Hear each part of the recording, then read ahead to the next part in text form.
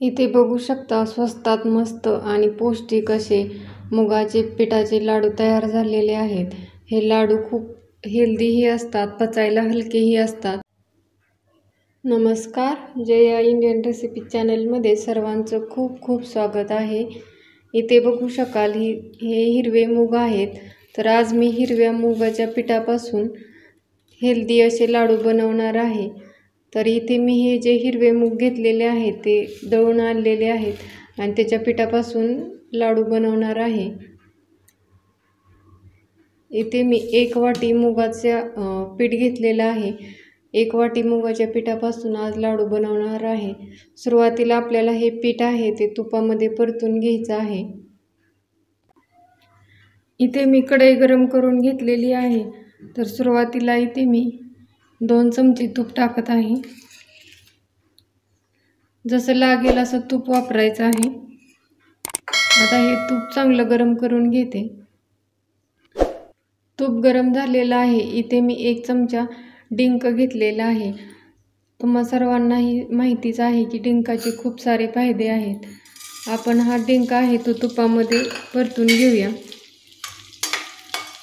डिंक चांगला फुलून द्यायचा आहे, म्हणजे खूप छान टेस्ट येते, नाहीतर तसाच तो दाताखाली लागतो, दाताला चिकटतो। त्याच्यामुळे डिंक चांगला फुलून घ्यायचा आहे। इथे बघू शकता डिंक चांगला फुललेला आहे। आता तो डिंक मी काढून घेते।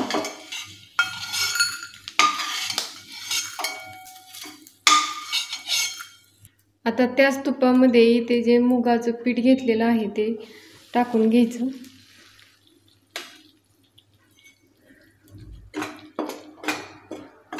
कमी गॅसवरती हे पीठ चांगलं भाजून घ्यायचं आहे। कमी गॅसवरती पीठ भाजलं म्हणजे करपतही नाही आणि व्यवस्थित भाजलं जातं आणि हे मुगाचे लाडू भरपूर दिवस टिकून राहतात। त्याच्यासाठी पीठ व्यवस्थित चांगलं भाजून घ्यायचं आहे आणि जसे गरज असेल तसं तूप वापरायचं आहे। आणि याच्यामध्ये थोड्याफार ढिकळ्या झालेल्या असतात, त्या अशा पद्धतीने हलवत हलवत मोडायच्या आहेत। 2 ते 3 मिनिटांनंतर आणखी मी 1 चमचाभर तूप याच्यामध्ये टाकणार आहे।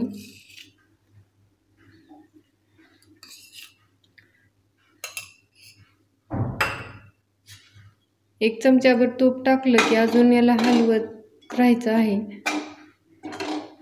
सतत हलवत राहिलं म्हणजे पीठ करपत नाही। पीठ जर करपलं तर लाडू आहेत ते कडवट तयार होतात।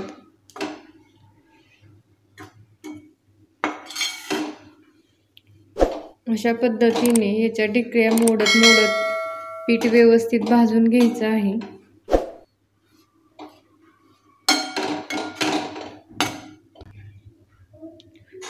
2 मिनिट झालेले आहेत। आणखी अर्धा चमचा तूप याच्यामध्ये टाकत आहे।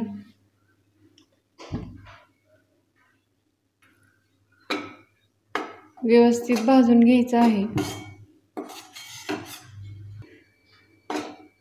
पीठ कढईमध्ये भाजायला टाकल्यापासून बरोबर 6 ते 7 मिनिट झालेले आहेत।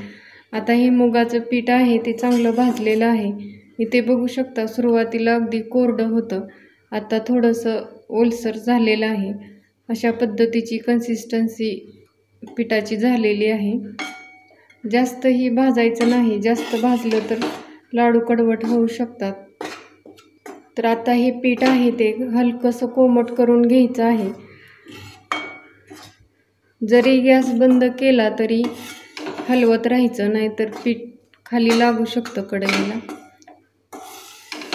किंवा मग एखाद्या भांड्यामध्ये काढायचं आहे आणि कोमट करून घ्यायचं। आपलं भाजलेलं मुगाचं पीठ कोमट होत आहे तोपर्यंत हा जो डिंक तळून घेतलेला आहे तो मिक्सरच्या भांड्यात टाकून बारीक करून घेत आहे।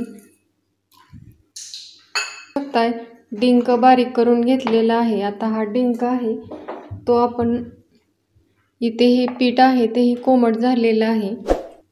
आता हा भाजलेला डिंक आपण या पिठामध्ये टाकून घेऊया। आता डिंक टाकला म्हणजे याच्यामध्ये गूळ टाकायचा आहे. तर इथे मी पाऊण वाटी गूळ चिरून घेतलेला आहे.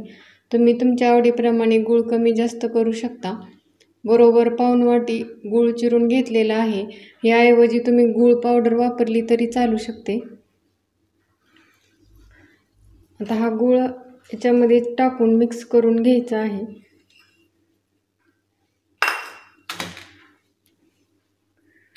पीठ कोमट आहे तोपर्यंतच व्यवस्थित मिक्स करून घ्यायचं. गुळाचेही खूप सारे फायदे आहेत. गुळामुळे याला छान बाइंडिंग येतं आणि लाडू व्यवस्थित बांधले जातात. इथे मी गूळ आणि डिंक व्यवस्थित मिक्स करून घेतलेला आहे. आणि जर तुम्हाला जास्त कोरडं वाटत असेल हे पीठ तर याच्यामध्ये तूपही गरम करून घालू शकता. इथे मी लाडू बनवून घेत आहे. इथे बघू शकता अगदी सहज बांधला जात आहे. अजिबात कोरडा नाही. याच्यामध्ये तुम्हाला हवं असेल तर ड्रायफ्रूट्सही घालू शकता. अगदी सहज बांधला गेलेला आहे. अशाच पद्धतीने आता मी सर्व लाडू बनवून घेते. इथे बघू शकता सर्व लाडू आहेत ते मी बांधून घेतलेले आहेत.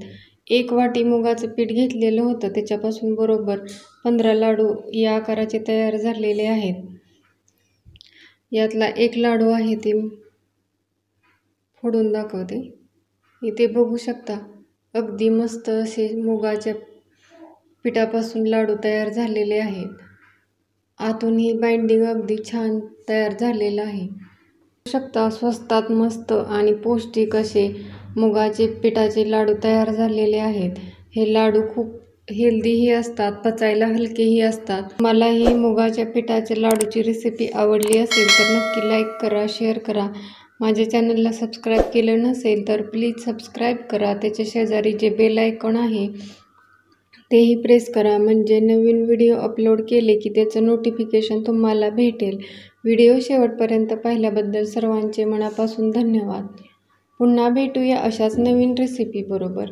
तोपर्यंत मस्त खा, हेल्दी रहा. नमस्कार.